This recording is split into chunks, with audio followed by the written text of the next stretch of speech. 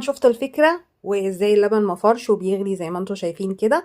بس التعليمات بالظبط زي ما انا قلت لكم عشان تعملوها وتطلع الفكرة سليمة.